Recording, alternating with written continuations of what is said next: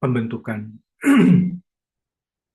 Dan pada beberapa eh, organ itu asalnya bisa berbeda-beda. Seperti contohnya bantalan endokardial ini asalnya dari endokardium. Dia membentuk septum AV dan katup AV dan lainnya. Ini untuk embriologi. Kemudian untuk transisi hemodinamiknya dari fetus ke neonatus itu juga berbeda. Pada fetal atau pada janin itu ada tiga komponen yang eh, utama yang terlibat. Yang pertama adalah darah yang kaya akan oksigen masuk ke jantung itu bukan melalui bukan dari paru-paru menuju ke atrium kiri seperti jantung pada umumnya, tapi dia masuk ke dalam jantung melalui ductus venosus. Ductus venosus nanti terhubung, ductus venosus ini plasenta atau ari-ari itu yang terhubung dari di dalam rahim ibu, kemudian menuju inferior vena cava dan menuju ke right atrium. Dari right atrium dia akan berjalan menuju yang pertama foramen ovale. Foramen ovale ini seperti katup yang alirannya satu arah. Jadi hanya bisa terbuka ketika tekanan di right atrium itu lebih tinggi dibandingkan dengan left atrium. Ketika nanti sudah lahir, tekanan left atrium meningkat lebih tinggi dari right atrium, maka foramen ovale tidak akan pernah terbuka lagi. Tapi ada beberapa kasus yang foramen ovalenya tetap terbuka, bukan karena tekanan right atriumnya lebih tinggi, tapi karena eh, fungsi katupnya tidak tidak tidak baik. Jadi pada tekanan yang sebaliknya dia tetap bisa terbuka. Begitu. Kemudian eh, darah dari right atrium selain mengalir ke left atrium itu nanti akan dilanjutkan ke left ventricle kemudian ke aorta. Nah, di aorta ini dia akan mengalir ke seluruh tubuh dan juga akan mendapatkan darah dari ductus arteriosus. Ductus arteriosus pada fetus itu adalah kondisi normal karena dia mengalirkan darah dari arteri pulmonal ke aorta. Mengapa demikian? Karena kita tarik lagi ke belakang dari right atrium akan ke right ventricle, darah dari right ventricle akan dipompa ke arteri pulmonalis. Nah, karena resistensi paru masih sangat tinggi, maka darah yang mengalir ke paru sedikit karena paru-parunya masih belum belum berfungsi, belum belum mengembang, maka tekanannya karena tekanan tingginya itu sebagian besar darah akan dialirkan lewat aorta. Seperti itu.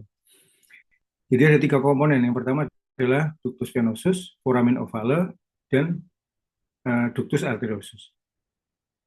Begitu bayi lahir, paru mengembang, resistensi pulmonal turun. Nah, resistensi pulmonal turun, maka tekanan atrium kiri akan meningkat melebihi kanan. Nah, sehingga foramen ovale menutup. Dia tidak bisa terbuka karena tekanan kiri lebih tinggi daripada tekanan kanan. Kalau oksigenasinya sudah tinggi, sudah apa namanya meningkat, maka ductus arteriosus akan menutup. Begitu mengambil nafas pertama, paru-paru mengembang, resistensi berkurang, maka akan terjadi perbedaan tekanan yang signifikan yang dengan bantuan beberapa komponen itu bisa menutup ductus arteriosus. Jadi perbedaannya seperti ini antara hemodinamik dari fetus ke neonatus. Nah, untuk penyakit jantung bawaan itu sendiri,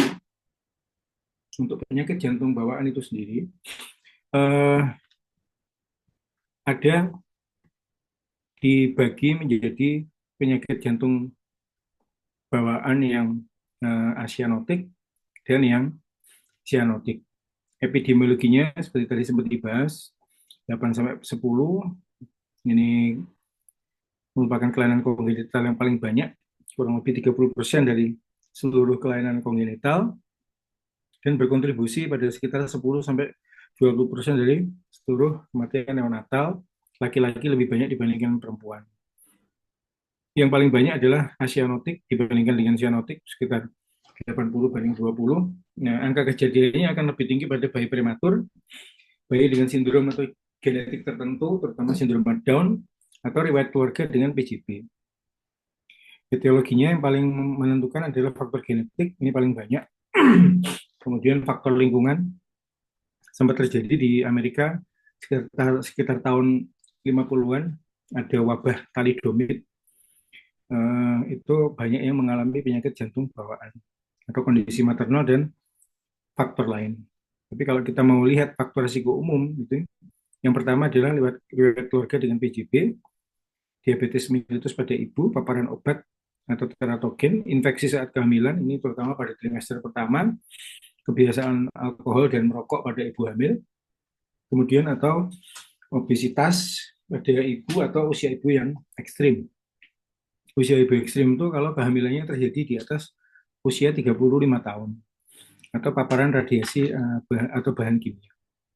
Nah, untuk itu maka eh, yang terpenting adalah deteksi dini dan pelaksanaan yang tepat. Jadi semakin awal kita tahu, semakin awal penanganan bisa kita lakukan. Tapi kesulitannya adalah ini, ciri-ciri PJB. Kadang-kadang spektrumnya itu bervariasi dari tanpa gejala sampai gagal jantung atau kematian dini. Ada beberapa kasus yang saya temukan di RSPAL itu atau di rumah sakit yang lain baru ketahuan PJB itu yang paling besar yang pernah saya temukan itu usia 24 tahun baru ketahuan kalau dia punya ASD. Pekerjaannya apa? Perawat padahal. Pekerjaannya sebagai perawat, tapi setiap kali dia melakukan tindakan sesuatu itu enggak pernah gesit seperti temennya. Jadi kebanyakan itu ngos-ngosan. Setelah di Eko ternyata punya ASD dan ASD-nya ukurannya cukup besar. Seperti itu. Oleh karena itu untuk diagnostik klinisnya maka kita harus memegang betul seperti pemeriksaan pada penyakit pada umumnya. Yang pertama anamnesa. Anamnesanya itu ya difokuskan ke prenatal maupun postnatal. Kalau anak-anak biasanya kesulitan minum atau failure to thrive atau mungkin sudah muncul cyanosis sentral. Eh, pemeriksaan fisik ini yang terpenting itu adalah kalau Anda melakukan pemeriksaan fisik melihat ukuran jantung. Ukuran jantung dengan apa? Perkusi. Perkusi bisa ya untuk menentukan apakah jantungnya membesar atau tidak. Kalau tidak pasti dengan perkusi bisa melalui auskultasi. Tapi kalau ukuran jantung itu yang akurat adalah perkusi. Kalau auskultasi ketemu murmur, gampang. Tapi kalau tidak ada murmur, ada, belum tentu dia tidak ada penyakit jantung bawaan. Atau kalau misalkan kita dengarkan tidak ada murmur, tapi saturasinya kok berbeda antara eh, organ yang predaktal dan postdaktal, mungkin dia punya kelainan jantung. Atau pemeriksaan tambahan. Pemeriksaan tambahan yang terpenting pada penyakit jantung bawaan itu adalah echo. Echo itu sangat penting untuk melihat organ secara langsung. Nah, ini untuk auskultasi. Titik aorta ICS 2 parasternal kanan. Apex jantung ini yang paling kanan mitral itu ada di ICS 5. Kalau dia kita dengarkan bisa sampai ICS 7 atau lebih, mungkin sudah terjadi kardiomegali. Kardiomegali. Fase bising kalau sistolik itu bisa karena ASD, VSD, atau mitral atau trikuspid insufisiensi atau regurgitasi. Kemudian kalau diastolik itu terjadi karena stenosis mitral atau trikuspid atau insufisiensi dari aorta atau pulmonal. Ini semua harus dipastikan dari echo. Bagaimana cara mendengarkan ini? Nah, itu nanti adalah tugas Anda ketika sudah menjalani pendidikan klinis. Jadi pendidikan klinis itu sudah tidak akan ada lagi kuliah seperti ini, tapi ada yang ada adalah eh, terapannya, bagaimana eh, periksa murmur, bagaimana pemeriksaan fisik pada penyakit jantung bawaan, seperti itu. Kemudian kalau bisingnya kontinu, jadi kontinu itu maksudnya baik fase sistol atau diastol dia muncul, nah itu berarti PDA.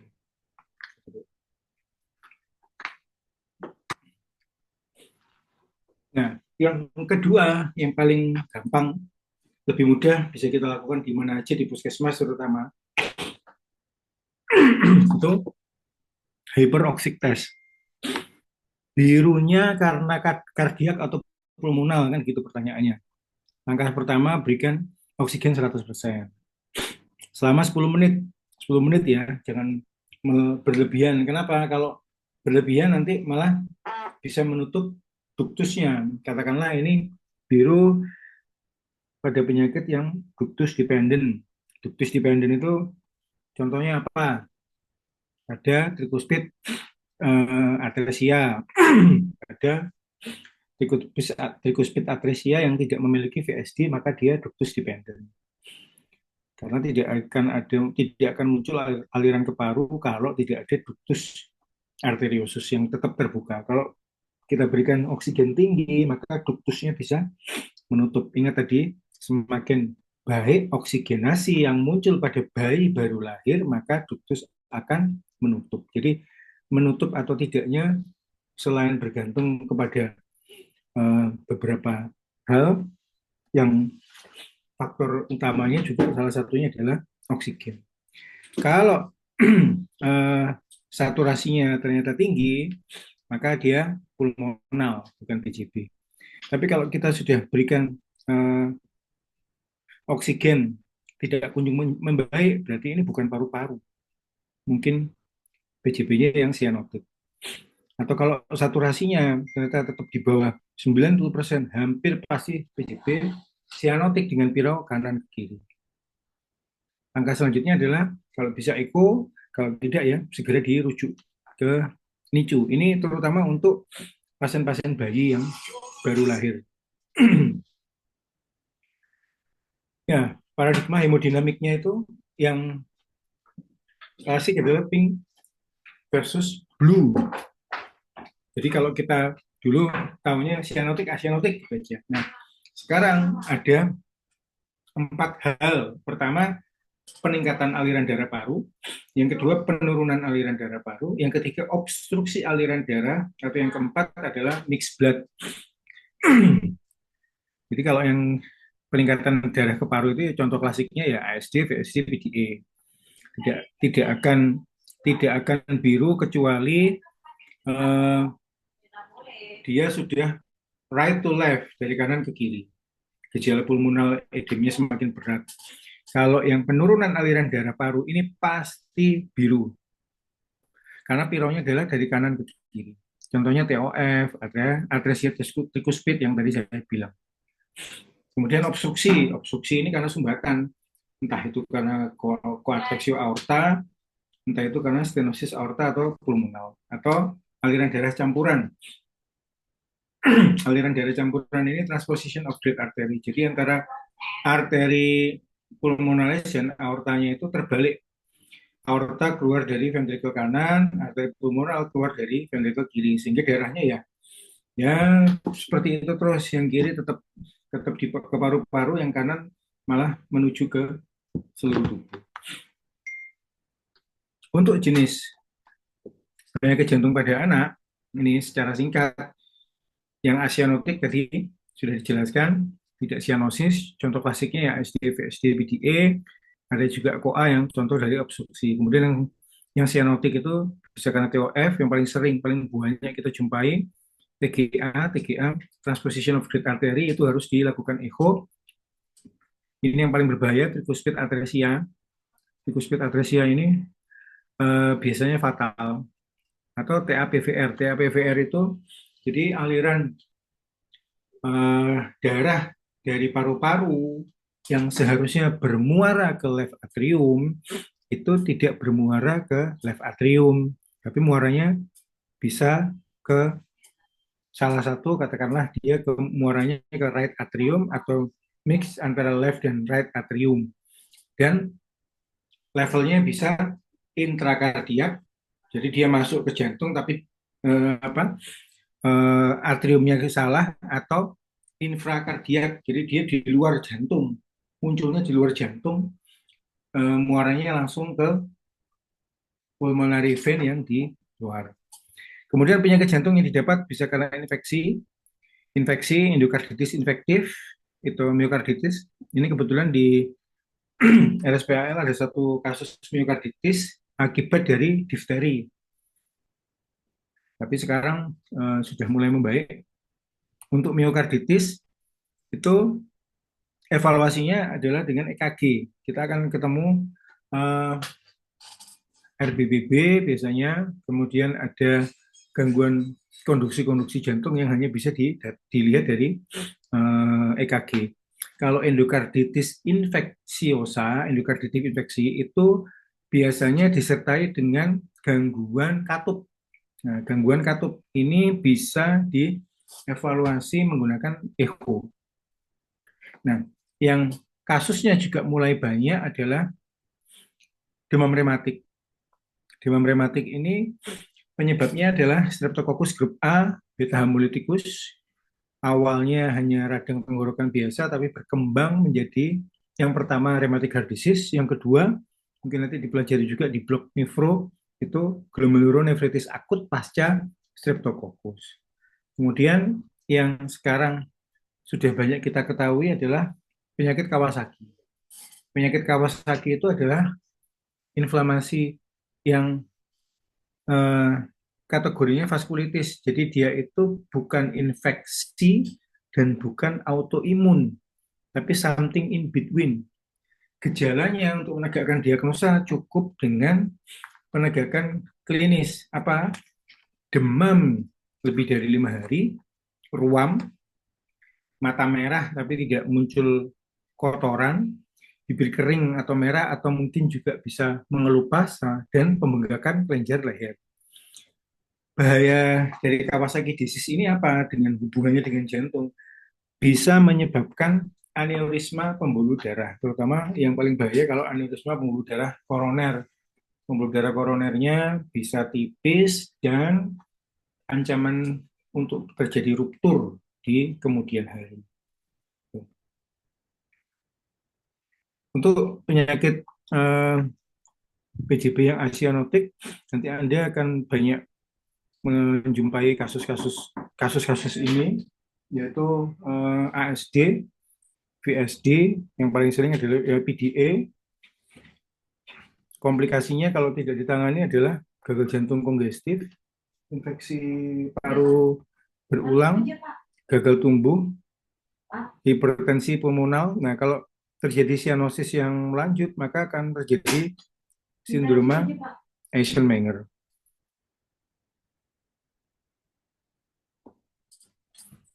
Ditaruh situ.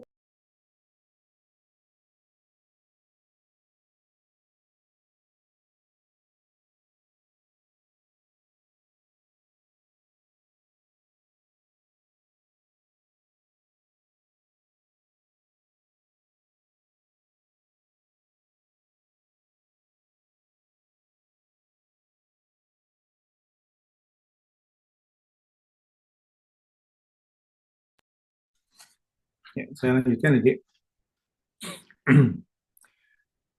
Untuk asianotik ini mostly masih left to the right, aliran darah parunya meningkat. Nah, ini nanti yang bisa menimbulkan gagal jantung kongestif, infeksi paru berulang, gagal tumbuh, dan hipertensi pulmonal.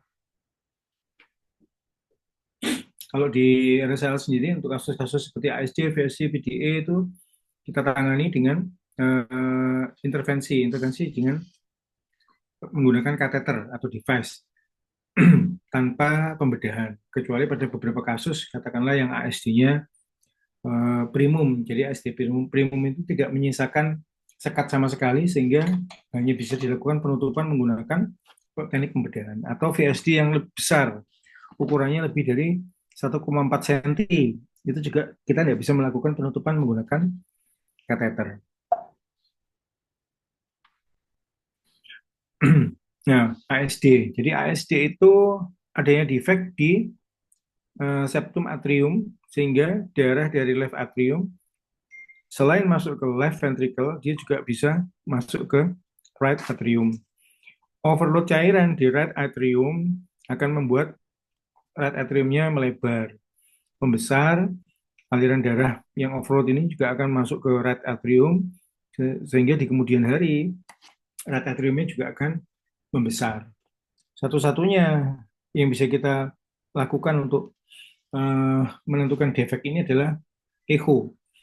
Untuk auskultasinya sendiri sering tidak bisa kita dengar karena sangat apa, kecil suaranya dan sering muncul asimptomatis seperti tadi yang saya ceritakan, baru ketahuan di usia 24 tahun.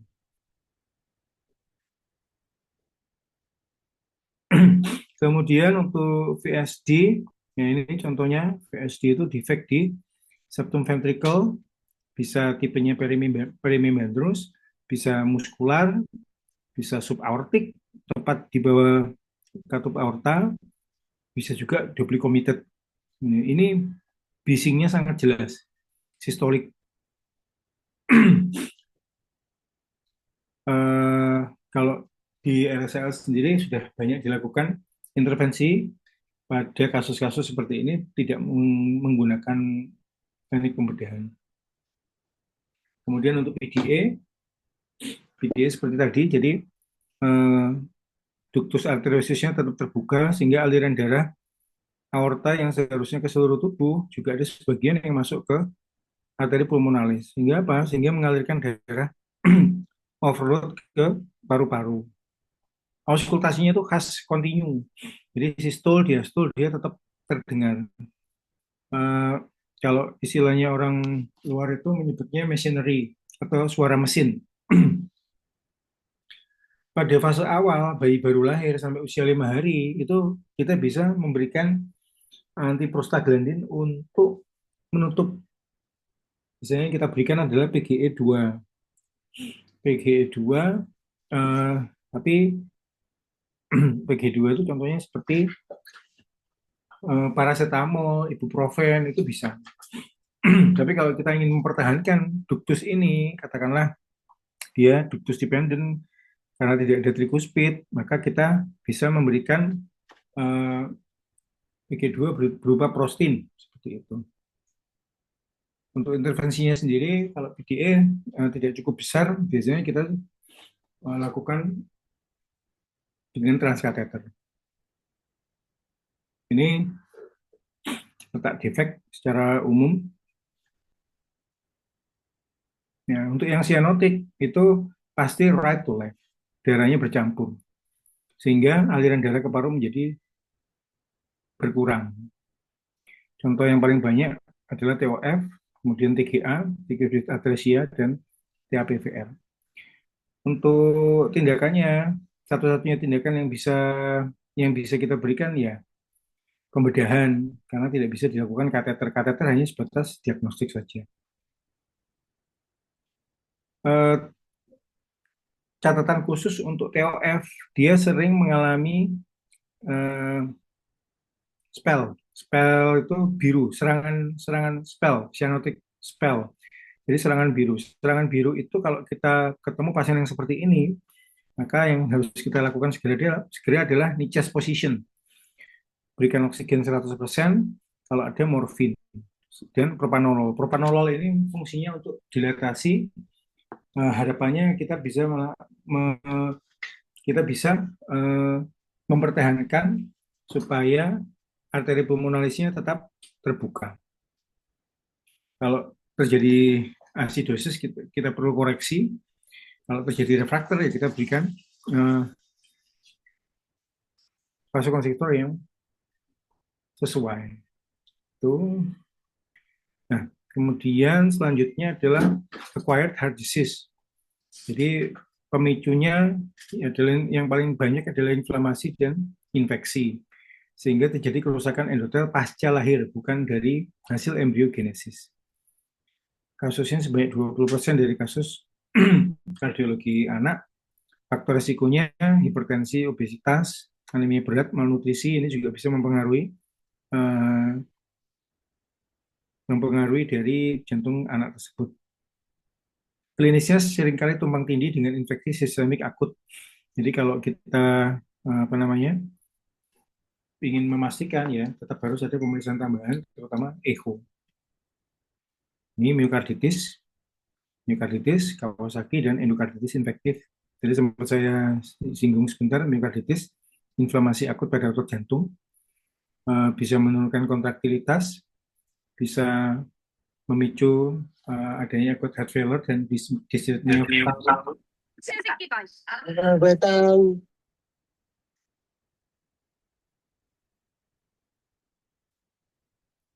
Saya lanjutkan ya, bisa memicu adanya akut heart failure dan dyspnea pada anak. Pada beberapa kasus seperti difteri itu kadang perlu kita pasang temporary pacemaker karena disritmia yang berat, kontraktilitas jantung yang sangat jelek. Kemudian Kawasaki ini obat satu-satunya adalah IV IG. Kalau dia tidak ada aneurisma koroner, maka diperlukan evaluasi yang cukup lama, jangka panjang untuk memastikan tidak muncul aneurisma koroner. Untuk endokarditis sendiri, ini akibat infeksi endotel jantung, terutama katupnya. Jadi resikonya tinggi pada anak yang sudah memiliki PJB struktural, terutama VSD. Karena pada VSD ini turbulensi aliran darahnya sangat tinggi sehingga bisa memicu lesi endotel. Untuk torak foto ini kita harus menghitung kardiothoracic rate. Jadi cara menghitungnya adalah batas tepi kanan kiri paling ujung dari gambaran torak. Terus kemudian kita buat satu garis lurus imajiner di sini untuk menentukan eh, batas jantung kanan dan kiri yang paling tepi. Karena kan nggak bisa garis lurus begini, jadi dipisahkan menghitungnya sesuai dengan garis imajiner ini. Kemudian CTR itu adalah rumus dari jumlah kanan kiri dibagi dengan torak. Kalau dia lebih dari 55%, atau kalau pada anak yang lebih besar itu lebih dari 60%, maka kita bisa menyimpulkan ini terjadi kardiomegali. Kemudian siluet jantung, kalau kita lihat dari torak foto kan hanya seperti ini. Itu sebenarnya gambaran apa? Yang paling dominan itu adalah ventrikel kanan sebenarnya. Ventrikel kiri itu di belakang atrium kanan. Nah, yang menumbung, kalau ada yang menonjol di sini itu adalah arteri pulmonalis. Jadi cabang arteri pulmonalis ini tidak akan kelihatan. Yang kelihatan adalah eh, main pulmonary artery. Vena cava superior juga biasanya masih sedikit kelihatan. Tanda bahaya radiologis salah satunya kalau pada jantung adalah efusi perikard. Dia bisa menimbulkan gambaran khas battle appearance. Jadi battle appearance itu batas kanan dan kiri jantung itu hampir sama seperti botol. Kemudian ini beberapa kelompok obat jantung pada anak yang paling sering kita gunakan adalah nomor 1, diuretik, ACE inhibitor, kemudian beta blocker, vasodilator lain, terutama sildenafil ini pada kasus-kasus hipertensi pulmonal, dan antiplatelet untuk banyak anak-anak yang selesai dilakukan tindakan penutupan. Ya, jadi kesimpulannya, klinis itu penting. Nanti Anda akan mempertajam klinis ketika pendidikan klinis. Kalau jantung anak, ya satu-satunya kesempatan Anda belajar ketika rotasi di anak. Kemudian yang harus Anda tahu adalah mengerti tekanan darah dan arah piro, ini kiri ke kanan atau kanan ke kiri.